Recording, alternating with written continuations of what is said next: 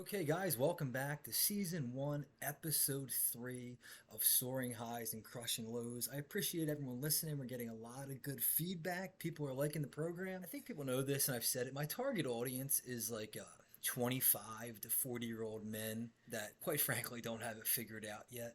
I mean, perpetually lost would be the word. And, these are guys we're working. We just can't quite figure it out, which is kind of funny because I'm a college educated white male. And in statistics class, I learned there's a thing called the outlier. And when it comes to college educated white men, I'm probably the outlier. I'm living well below the poverty line. And quite frankly, I just can't catch a break these days.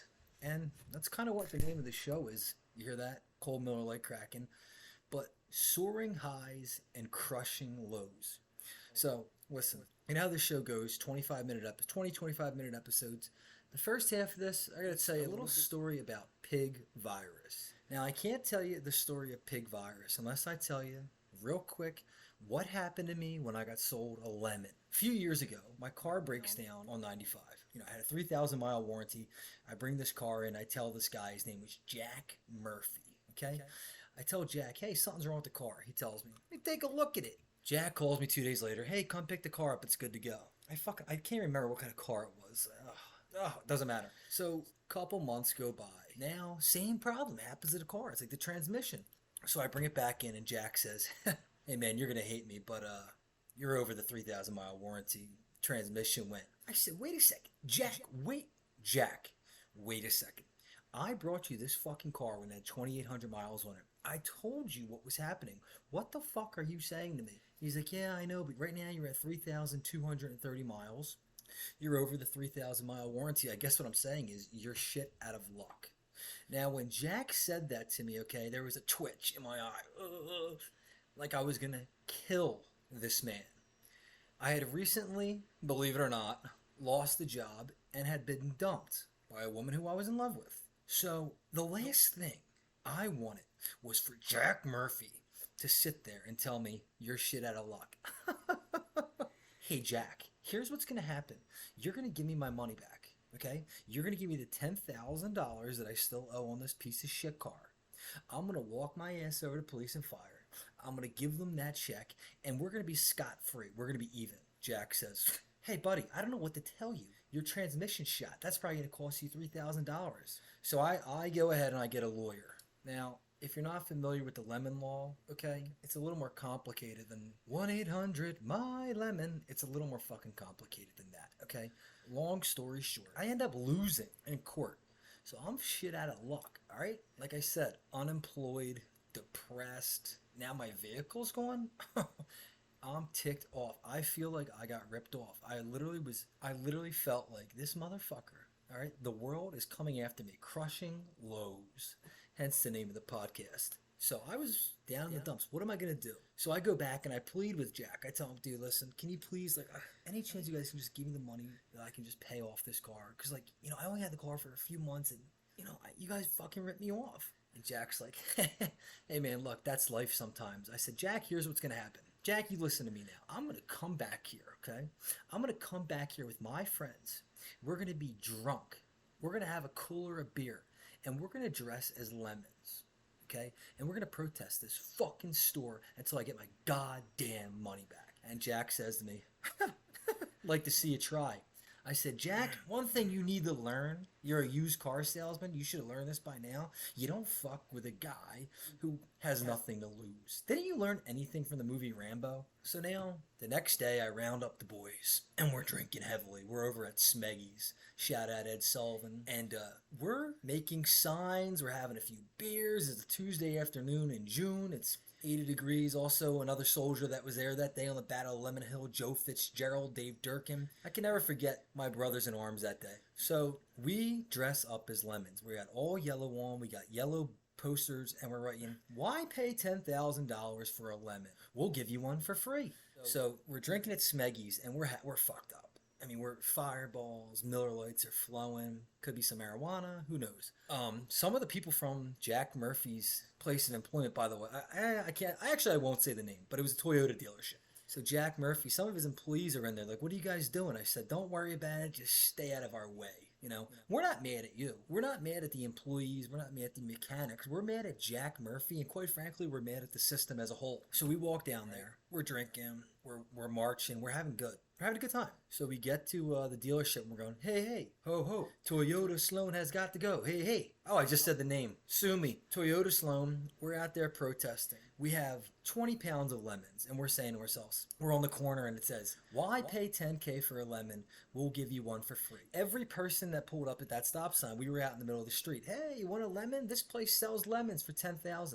All the car dealership people, all the schmucks are out there, you know, looking, and I'm going, hey, Jack Murphy, Jackie boy, yeah, Jack, fuck you. Murphy's he you know, just the look on his face was worth every fucking penny. Jack Murphy, oh, he was squirming. So finally the police show up, and the police, you know, I back the blue. We support the blue here at Soaring Highs and Crushing Lows. And the cops, after a while, the cop's laughing. He's going, what the fuck are you doing? Explain the situation to him. And the cop says, listen, buddy, do me a favor. Wrap this up. I don't feel like being here. Don't bust my balls. It's funny. You made your point. You know, wrap it up. You know what? You got a point. Some of our cars were there. We can't drive because we're shit-faced. The cop's watching us. So we leave. We go back to the wrong pub. We're getting drunker and drunker and drunker. I wake up the next day and my inbox is just filled. This video got shared like 50,000 times. The owner of the dealership, he's trying to get in touch with me. I got people saying, you need to call Toyota. They want to talk to you. Long story short, I walked over there, met with the owner. I walk in, they're calling me, Mr. Hennessy, please sit down. Mr. Hennessy, what do we need to do for you to take down those videos? I said, well, listen, it's real simple. All I don't want much. I want $10,000 that I owe the bank for this piece of shit car that you sold me and lied to me about. I want 10 grand. And I'll walk away. Says, you'll take down all that stuff on the internet? I said, listen, you give me that money. I will make sure nobody says a bad word about this place. We'll take it down. Nothing ever happened. Gives me the money. Now, why am I telling you this story? I tell you this story because today it happened to me again. I felt like today I felt that same twitch. All right, I really feel like I got ripped off by Pig Virus. Now, Pig Virus is my boss at a pest control company called Massey Services. Corporate pig disgusting company. Fuck them. I hope the company goes under. Nothing will make me happier than to see that pest control company go under. I would fucking love it. Only because of Pig Virus. To give you a little background, Pig Virus is the boss. He's a mid-level bureaucratic tyrant. Used to be fat. Now he exercises all the time. He vapes. I'll tell you a little story about Pig Virus. I walked into Pig Virus's office one day, and he has a Maryland long-sleeve jersey on the wall. You know, the Maryland, the state flag. I say, I know you played lacrosse at Maryland. Looks like a lacrosse jersey. He says, oh, no. That's my paintball jersey. This fucking mid-level bureaucratic tyrant. I have to call him what he is. He's a mid-level bureaucratic tyrant. He's a dictator. He's a son of a bitch. He tells me, that's my paintball jersey. This fucking loser has his paintball jersey hanging up over his degree. Right away, I should smack him in the face, but he's the boss. So I played by his freaky rules for 5-6 months, you know. And to be honest with you, I was doing very well in January for sales. I was doing good until the Pig Virus comes up to me one day and says, hey, Fran, let's take a little drive. Let's take a little drive. What are you, 1980s mafiosa? Let's take a drive. So we're driving. He's saying nothing. I'm like, Jesus fucking Christ, Pig Virus. Would you just say something to stop torturing me? So he looks over at me, you know, sort of like a father would look over at his son. And he says, Fran, you're just not performing. And here at Massey, we have a saying.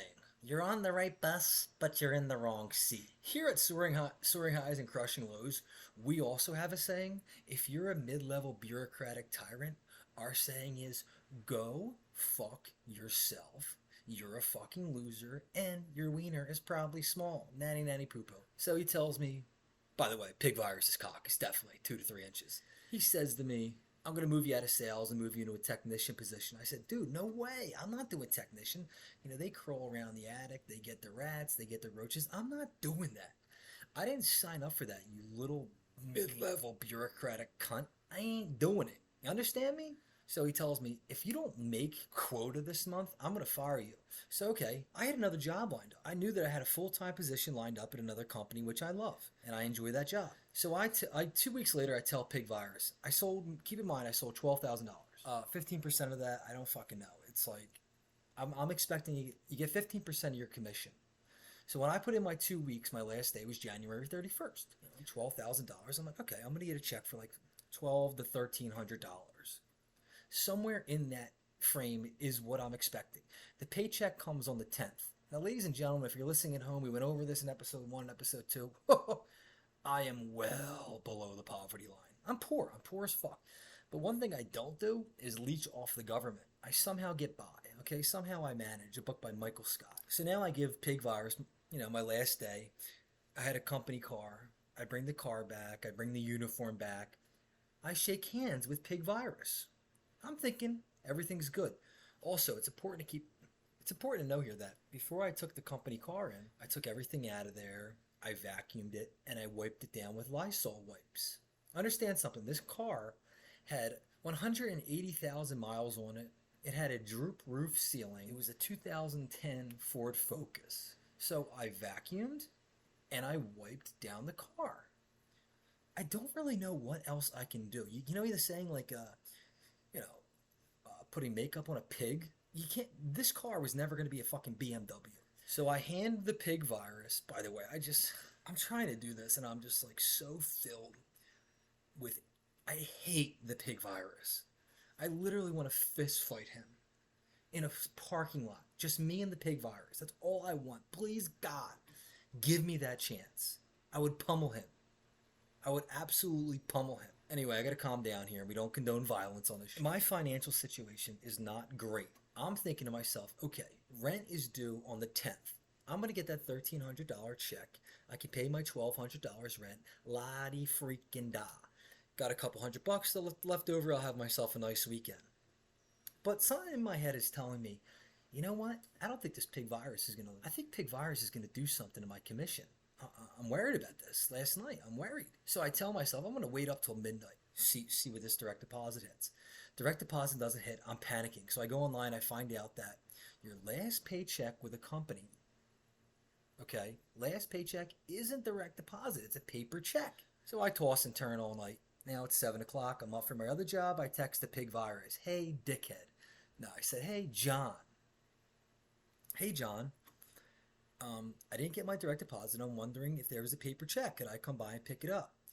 Pig Virus tells me, yeah, it's at the office. Come by, pick up the check. Here is where it gets interesting. I go to the warehouse. I walk in. By the way, for this company, you weren't allowed to have a beard, so I had a big beard on, backwards hat. I felt like smoking a cigarette when I walked in there, just as the fuck you to Pig Virus. I walk in, I get my check, I walk the fuck out. I don't even open it up. I'm like, let me get to a Wawa. I pour into a Wawa, I get a coffee. Let's open this check. Let's pay the landlord and let's move on with the day. I open up the check. It's for $845.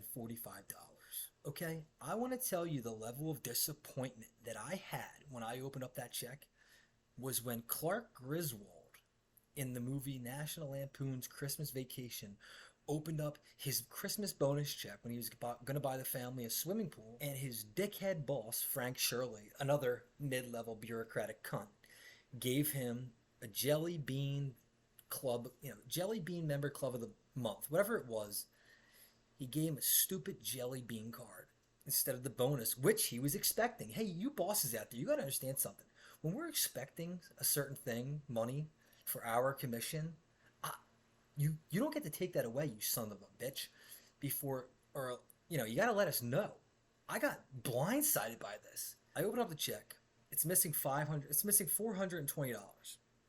$420. I text Pig Virus. I'm like, John, I'm looking at my commission report. I'm wondering why it's missing $400.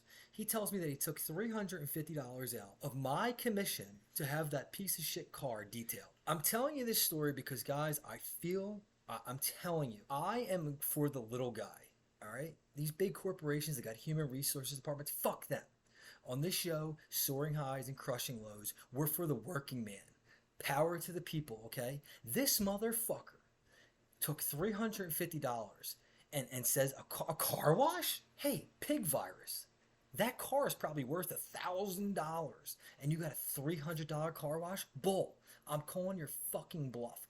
I want to see receipts. So I went right ahead. I went above the pig virus's head. You know how corporations work. Ah, everybody's got a boss. Go fuck yourself. They're all scratching each other's cocks, trying to be, look at me, look at me, trying to move up the company ladder. Bunch of shills. I'm sorry, guys. I'm very frustrated because I'm poor now. I don't have any money. I'm missing $420. So this is sort of a warning. Consider it a manifesto, whatever you want to call it. If pig virus does not get me that money back, what are we capable of? Should we protest? I mean, obviously, I would never do anything crazy like to get myself in trouble with the law, but dressing up as a lemon, standing out front of a car dealership, that was totally within the law. I don't know what I'm going to do, guys, but I just want you to stay tuned because pig virus, we are coming for you. Joe Sixpack. And guys, let me tell you something. When I get this money back, it's just a victory for Joe Sixpack. It's a victory for the salt of the earth. It's a victory for the plumber. It's a victory for the carpenter. It's a victory for the crossing guard. You know who you are. Salt of the earth people. We're going to get that fucking money back. All right, let's calm down. Let's take a beer break here. 1 second. I'm recording this episode. It's Friday, February 10th. The Super Bowl is this weekend. A lot of people will be happy to know this, that I will not be gambling on the game in lieu of the fact that Pig Virus stole all my money and I no longer have money to gamble. So thank you, Pig Virus. You've not only crushed my hopes, my dreams, but now I can't even gamble on the Super Bowl. But that's probably good news for all you Eagles fans out there. I won't be betting the Eagles, therefore the mush isn't betting. So, that's got to be good news for you. By the way, speaking of Eagles fans real quick, 1,000%, not even a question in my mind, that an Eagles fan, some jamoke, probably named Chad from Council Rock, put the Chiefs jersey on the Rocky statue. Absolutely no way a Chiefs person did that. So, cool, Chad, you fucking loser. I actually don't even give a shit about the Super Bowl. That's how sick my gambling problem is. If I can't bet on it, I don't care. All right, guys, we're going to switch over to modern events here. I don't know if anybody, like I said, my audience is always Philadelphia. I know more of what's going on in Philadelphia than most people that live there, and I'm 1,200 miles away in South Florida. A lot of people ask me, Frank, are you going to comment on the St. Hubert scandal? Absolutely not. I wouldn't touch that story with a 10-foot pole. All I can say about that is careful what you record. The next couple minutes here, I'm going to be on a topic that I'm very afraid of, okay? Saying the things that I'm about to say could get you canceled, could get you in jail. And the weird thing about what I'm about to say is, years ago there was a film called Juwanna Mann. And Juwanna Mann, basically, if I can remember, was an NBA star who was outcasted from the league. I can't really remember what Juwanna did to get kicked out of the league, but wasn't allowed to play in the NBA anymore. So Juwanna comes up with this plan. Hey, I'll put on some fake tits, I'll put on a wig, and I'll go play in the WNBA. And it was a funny movie. When I was a kid, I was like, this is fucking hilarious. Could you imagine a dude playing a women's sport? And there is a lot of women out there that are way better than me. But I'm talking about when you get to a Division I level, like girls are very great athletes, but boys, they're just bigger and stronger. So it was a funny movie, Juwanna Mann, and everyone watched it. I don't know what year that was, 2004 maybe? And everyone just sort of said, that's like, imagine if that actually happened. Fast forward to 2023, and it's happening. I'm talking about, of course, a story out of the University of Pennsylvania. The women's swimming team, okay? Here's what's going on in the locker room. On the Pennsylvania women's swimming team, there's a girl in that locker room who evidently is just going around showing her cock. The other girls are in the locker room trying to get ready for a meet. And this one girl is just walking around, dick and balls hanging out. And by the way, she's a woman. Her name is Leah Thomas. She's 6'4". She has broad shoulders. an Adam's apple, no boobs, and a cock. However, she's a woman. So a lot of questions I have, I think this is fucking ridiculous. All right. And I'm like, listen, very open, very liberal. Like, listen, you're a man, you're trapped in a woman's body. Okay, fine. I get it to an extent. Okay with it. What is going on? Leah Thomas is in this locker room with her cock out. She's 6'4". What? My question is this. Okay, Leah. Hi, Leah. Hey. Hey, listen. My name's Leah, and I'm a girl. Well, Leah, you're 6'4". I mean, you could bench press a car. Are you sure you're a woman? Yes, I'm a woman. I have a couple questions for you, Leah. Since you're going to be in this women's locker room with your cock out, who are you sexually attracted to? Because I'm confused. All right. Here's the deal. It's a man who now says he's a woman.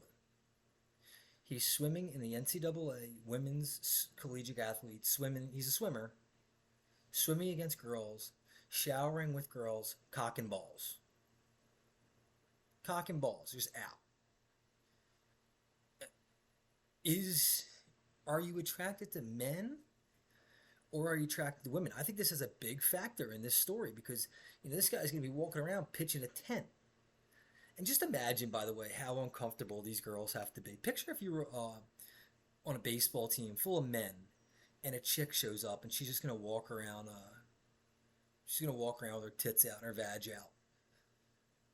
And she's not. By the way, I'm not talking about a good-looking broad here. I'm talking about a big old girl, kind of chick.